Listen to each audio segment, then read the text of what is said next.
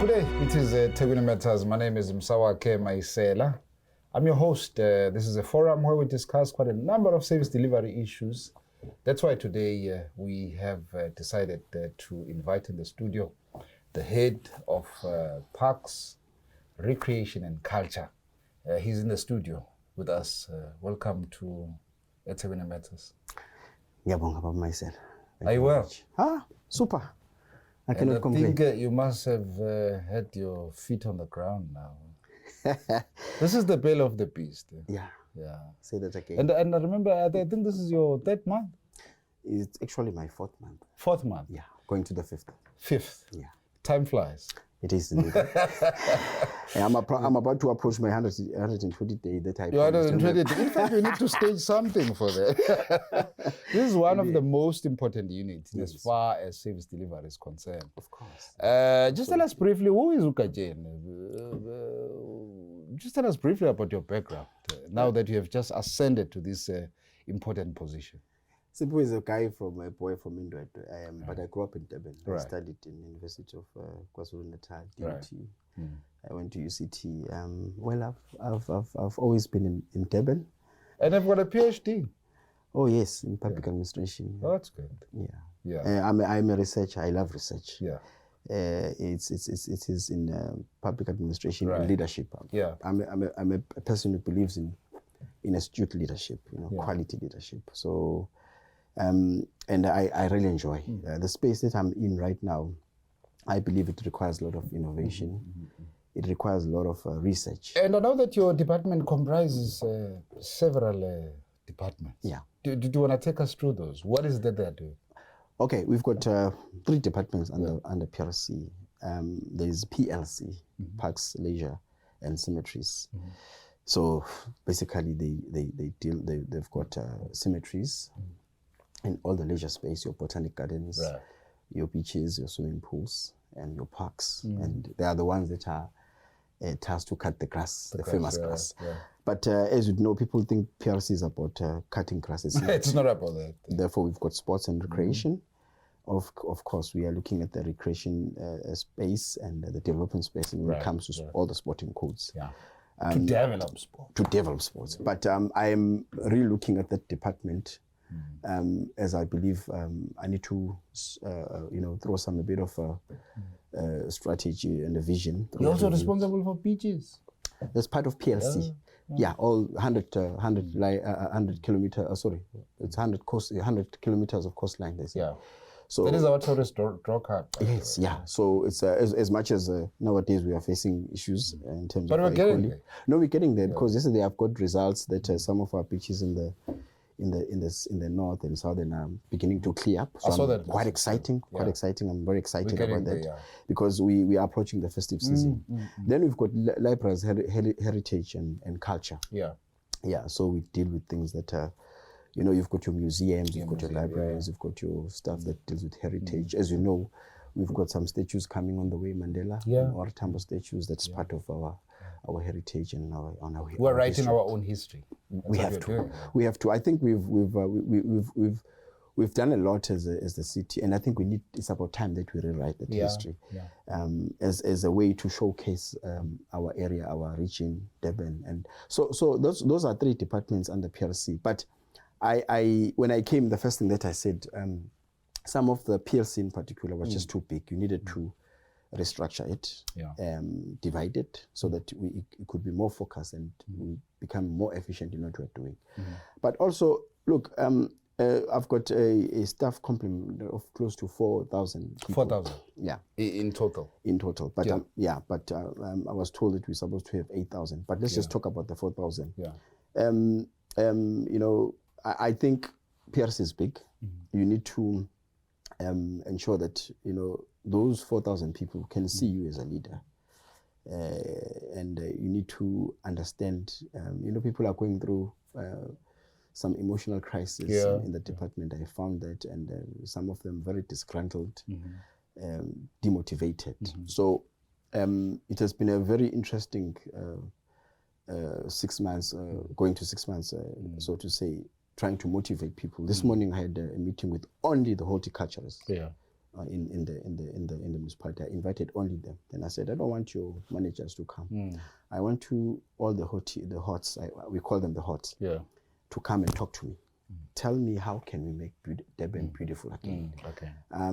We are in a process also of developing some of the structures within PRC, district forums.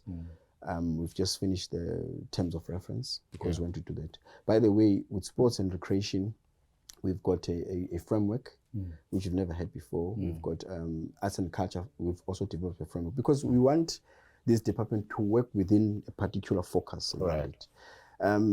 So that you will understand, for instance, what do we do in our hall, how to access our hall, what is the meaning of having a hall in a ward area.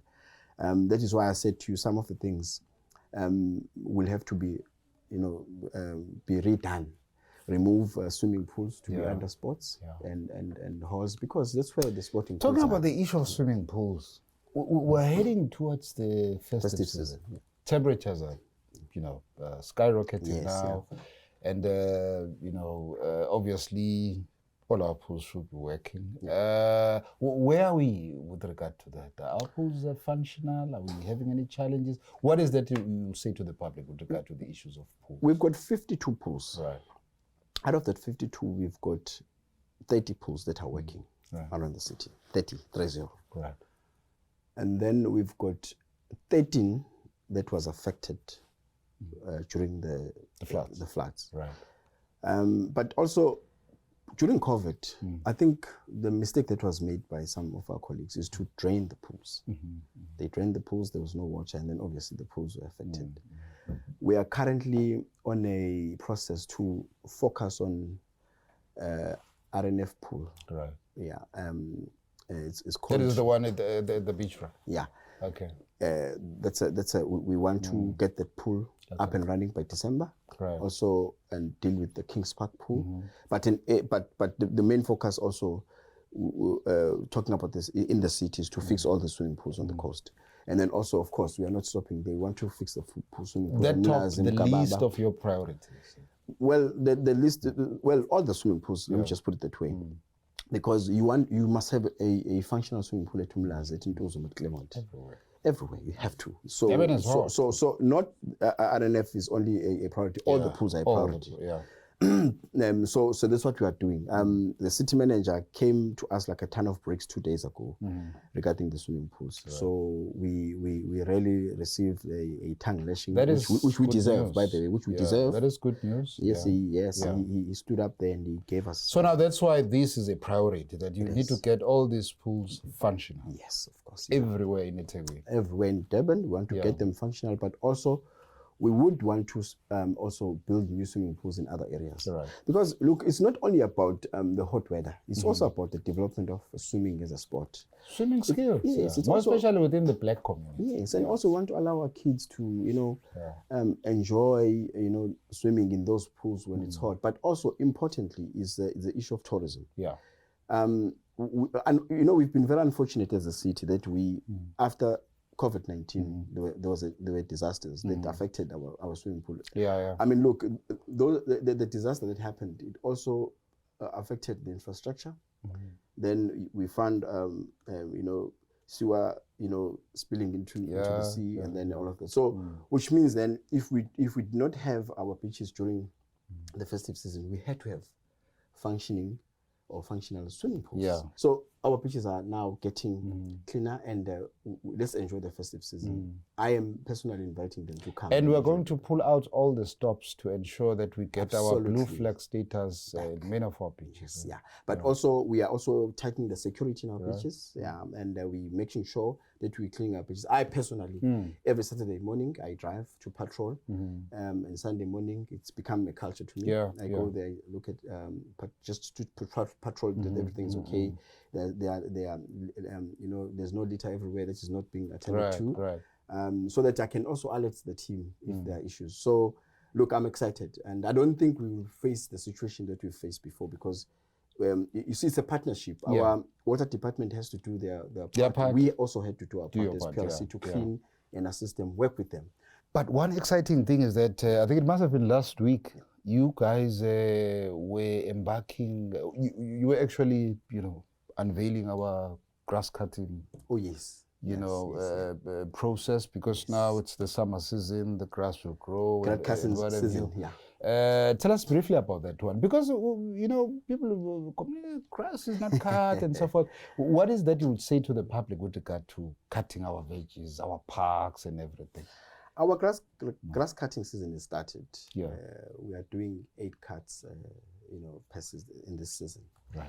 So what we normally do, because we've got our team also, we've got also the cooperatives, right, which is it's how Durban is decided to support small businesses. So we've got the group of cooperatives that are cutting, and also with them we are also as PRC are cutting. So we've got what we call it's a cutting cycle, because now it's summer, there's rain, so grass is growing.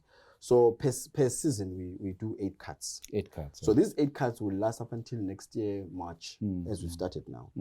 So so therefore, when we did that advert, we were just telling the public that we are now cutting our grass. I think you can see everywhere, people working, cutting, because you don't cut during winter, because but you can do the trimming of trees and all of that. But now it's a season, because it's raining, and we're getting the green space, grass. So you are assuring the public that your unit is going to go all out to ensure the grass is cut. All out. But also I always say that I know it's our responsibility to cut the grass, but there's nothing wrong for our public to communicate with us. Yeah. I receive messages every day to say there's particular areas that has been attended to.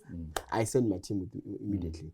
I've got a very good team at PRC led by Babu Mkwanazi and his team Ubonga and other colleagues. They are doing a very good job. They respond when there's a tree that has fallen into the road. They come and remove the tree. Yeah. But this is the season. We are all excited. Are you monitoring the cooperatives that are working for the city?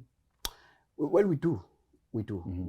We are also trying to work on our partnership with them, a relationship with them. And look, because they are business people, they are not employed by the municipality because they are business people. They also have their own ways of doing things. So now we need to maybe re-look at the contract going forward, because we want our space to be very clean. But we're working with them, we are monitoring them. We've put a very good system in place to ensure that we deal with the challenges that they're facing. But also, one of the things that I must just say, maybe to invite the public to assist us with, I've been receiving reports that are very disturbing, that some of our staff members, they get attacked when they're cutting the grass, and then they take the machine. That's the most important thing to talk about. And you see, I really hope and pray that the public can work with us to say, these machines are there to help the public, to clean our environment, because our kids are playing there. We are protecting our kids from, from things like snakes and any other things. Because there was also a complaint that there was an area that was not properly cut. Now it has become a den for criminals, to do certain things. This is why we are busy trying to cut the trees and the grass, because we want the area to be clean, so that there are not such activities. Because there are others that were robbed at gunpoint at some point. You see. So it's very Which is very disturbing, because what is going to happen is that some of our employees will now be reluctant to go and cut grass. They are, as we speak. They are very reluctant. It's very disturbing. So clearly our communities need to assist us to ensure that they protect our employees when they're out there. Imagine you were cutting grass at a particular ward, and then at a particular area somebody comes, point the gun and took the machine. What would motivate you to go back? To go back there? You are scared. You are traumatized. At the end of the day, you've got one life. You've got one life. So that's why I'm saying we need also to partner with the communities to say, this is your equipment, this is the public good. We're here as the municipality to help you to deliver services. You cannot, after that, falter us and say we did not cut the grass when you did not protect. Responsible. Well, first of all, it's your community members, family members who are responsible. I mean, what does it say to you? So, which means now, Gajeni, the leaders in our communities need to play a huge role in preaching this gospel of protecting our employees, because it is very disturbing. Because they're family members. If somebody walks into your house or your family member with a machine that was that they took. The property of government. I mean, what do you say? So we need that kind of partnership to say no. And by the way, this season alone, I have to buy so many machines to replace those machines. Exactly. Now, an amount of money that we have gone to other service delivery issues. Are you saying to me every time the machine has been stolen, we need to forget money? Must I buy another machine? I don't think the council will allow that. I don't think anyone would allow that. Yeah, it's a problem. But I'm hoping that we can build a partnership with the communities. But there's something that is disturbing with some of our parks. I've noticed a very, I don't know, I could be wrong, a very bad habit where some are playing football in our parks. But also I've seen instances whereby others will literally drive. I know that it's against the bylaw, that you'll simply just drive with the car into a park because it destroys the park. Now, I wanted to check that now that you have ascended to this position, what plans do you have afoot to cap that illicit behavior? Because it is destroying our parks. It's a fact, it's out there. When people are playing soccer in our park, it means that there's a service that we are not providing. Right. We need to look at that. What is it that is not in that ward? Maybe there's no ground. Hence, they resorted to play in our parks. But also, do we educate people about our bylaws? What does it do and what does it don't? That's what we need to do. But are you talking to our real estate, our security personnel in terms of enforcing bylaws, more especially for those who literally drive into our parks, consume alcohol, leave bottles there? Are you having a conversation with our... We have a 30 or 35 staff members who are looking after, we call them law enforcement, who are forcing the laws, the bylaws. You'll find them in our beaches and everywhere. They are there. They report these cases on a daily basis. They are there, but we've got about 35 of them. So we try, but you know, our community is big. Imagine the whole city, 35 people who are supposed to enforce the laws. If you go to the beach now, you'll find them driving around. Because even during 2 weeks ago, I went to the beach when we have closed the central beach. People were swimming. These our lifeguards and these law enforcement officers, we're removing them from the beach. So it's not easy. It's not easy because you know the space is big, but the capacity that we have is not. So now it therefore says we need to be aggressive in terms of changing the mindset, educating them. Exactly. That you don't do 1, 2, 3, 4, and 5 because if you do it, these are the consequences. Yeah, we need to. I think that's what we need to do aggressively. We need to do that as part of also education. In my view, social cohesion is part of education. As our responsibility to do social cohesion during those programs. Let's talk about this. Let's talk about it. Let's have an open discussion and open debate about how to take care of our city. I'm very happy, by the way, that I see other departments, DSW and others, are doing a very good job with parks and other departments cleaning the city. That is part of the initiative that the city manager is leading very aggressively. And the conversation started to say, but our city is very dirty. Let us clean our city. It's the same thing that we should do. Let us not allow the wrong things to be done in our environment, because the environment, we're keeping it clean to ensure that our communities are safe and they are happy. Remember, this is taxpayers' money. Of course. This is ratepayers' money. We need to ensure that we take care of our ratepayers. Yeah, no, true. But I think we need to commend you for the good work that your unit has done to roll out outdoor gyms. I think they're everywhere in the city. Because at the end of the day, we've got a responsibility of encouraging, what do they call it? Healthy living.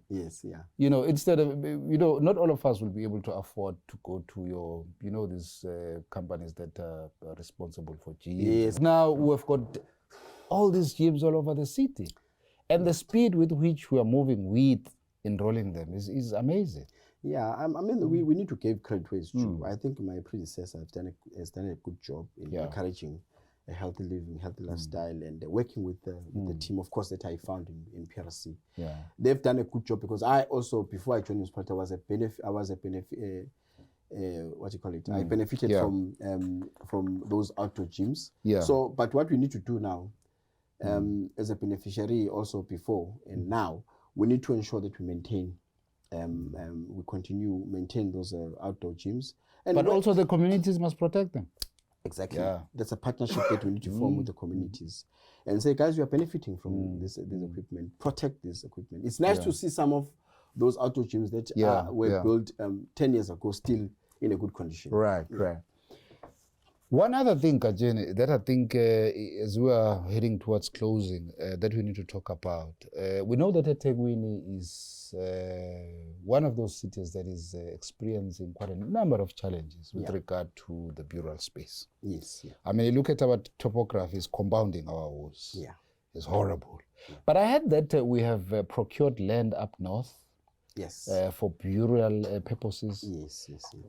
Is it out there for the public now to use? Because I heard that there were studies that we were conducting, environmental assessment studies and so on. Where are we with regard to that now? The process is closer to finality. Okay. We've done the environmental assessments, and well, it's not the only one. It's not the only one. Yeah, no, we've got about 2, but we've got a number of people who've come forward to say they've got the land. Yeah. So we are maybe.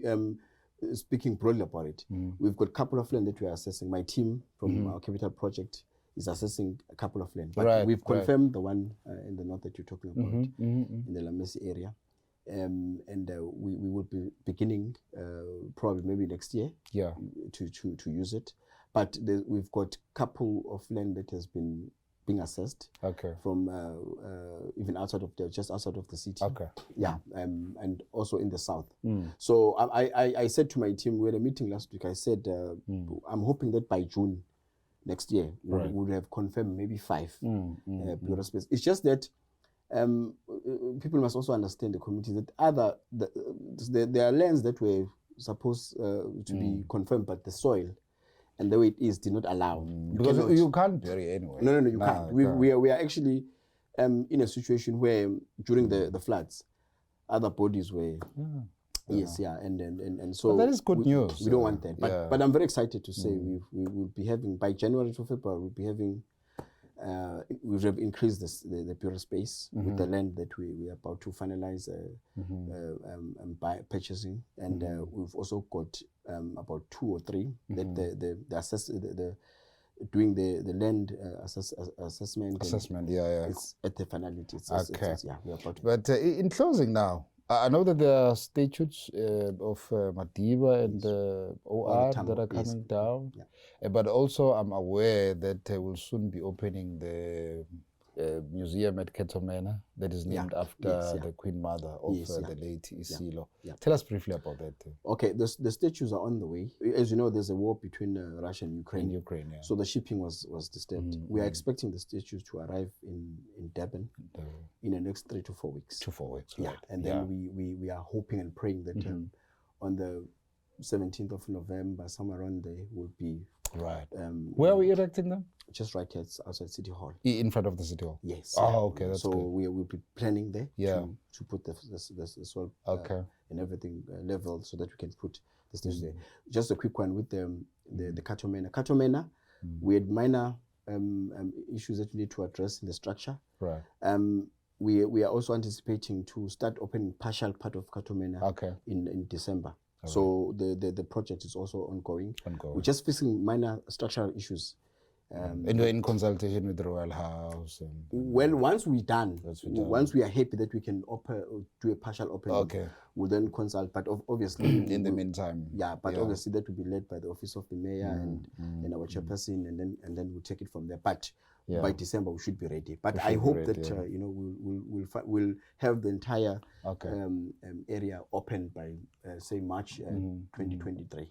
Yeah, Kajen, without any fear of contradiction, COVID-19 has had a negative impact to the creative industry. Terrible.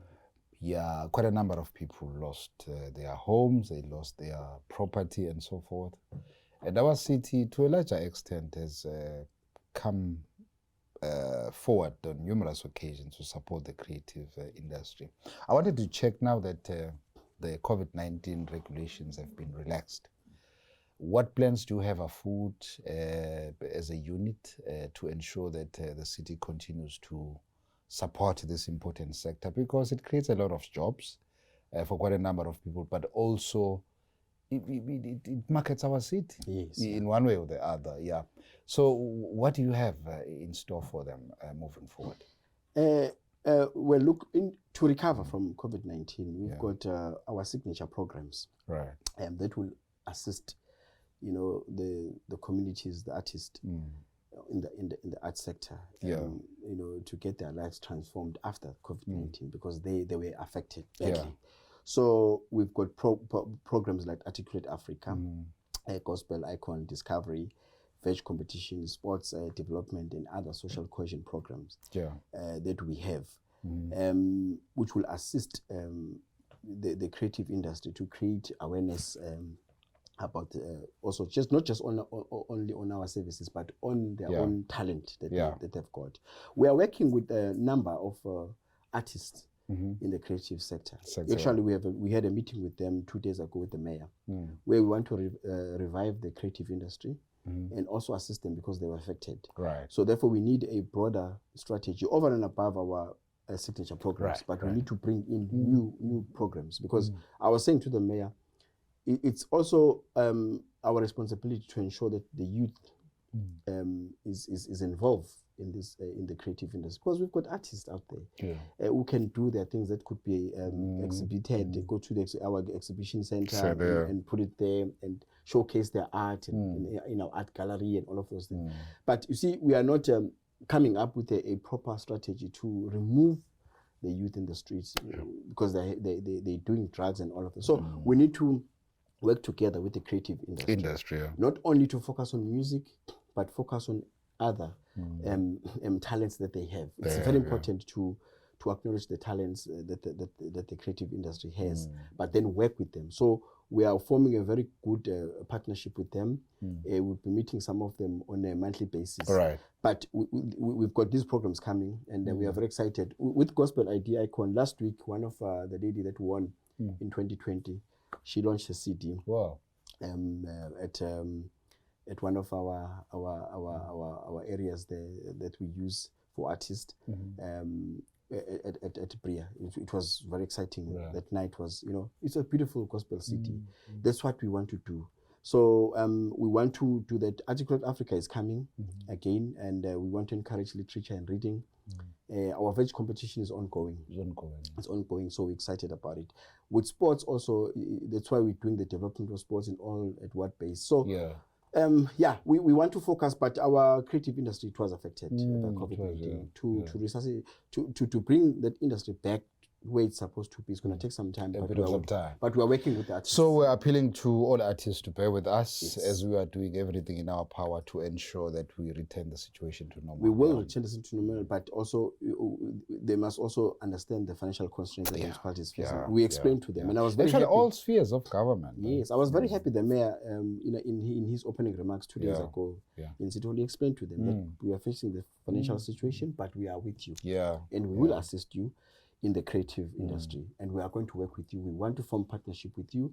You are going to be part of us with also ECOD, led by Babu Stoll. He was also there. So we are very excited. We want to form those partnership and really look at the industry, claim our space as PRC, because the development of art and it is a PRC mandate. So that's why we want to form a partnership with them to ensure that. So the narrative out there that suggests that the city has neglected them is nothing but disinformation. It is disinformation. There was issues of finance that I think everybody knows about. Because they do send proposal to me on a weekly basis. I've got tons of proposals, and I do explain to them that we are going through a financial crisis.